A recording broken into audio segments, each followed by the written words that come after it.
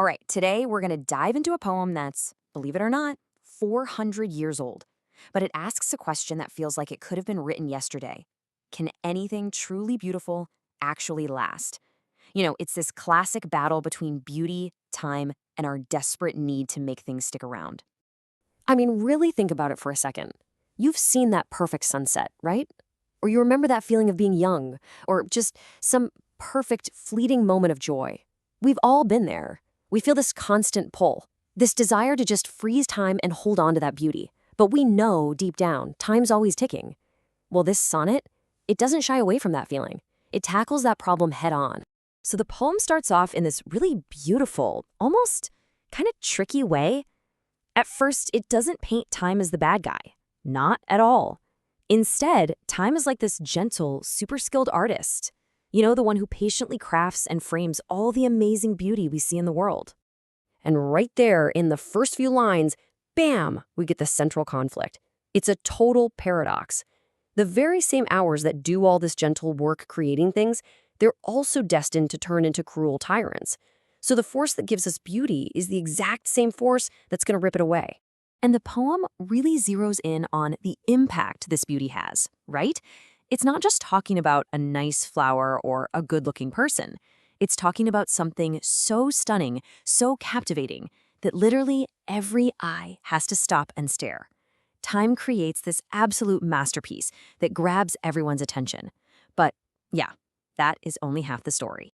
Okay, and here is where the tone just completely flips. It's a dramatic shift. That gentle artist we just talked about? Gone. Poof. Replaced by a cruel, nasty tyrant. And what's the target of this tyranny? You guessed it.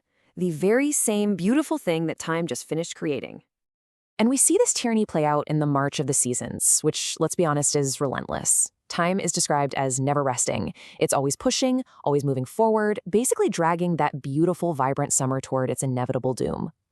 And then, wham! Just like that, summer walks right into a trap. It's hit with this hideous winter that just confounds it. And confounds here really means it just overwhelms and utterly destroys it.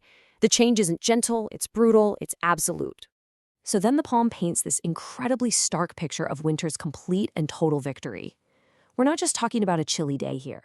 This is a complete wipeout of all life and beauty. All that's left is, well, emptiness, bareness everywhere. And the language here is so incredibly specific. The lifeblood of the plants, the sap, it's literally checked with frost, stopped in its tracks. Those vibrant, lusty leaves, gone, completely gone. All that beauty's just buried under a blanket of snow, leaving nothing but bareness. It's like a systematic, step-by-step dismantling of everything that was once alive and beautiful. So this brings us to the big, crucial question, right?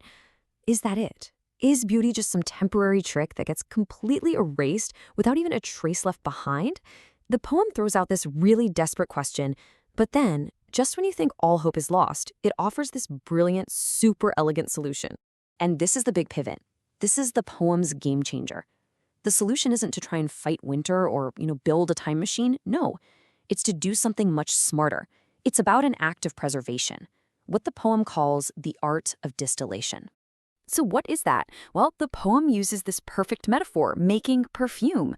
Think about it. Before a flower dies in the winter, you can capture its essential oils, its true scent, its very soul, really, and you can save it.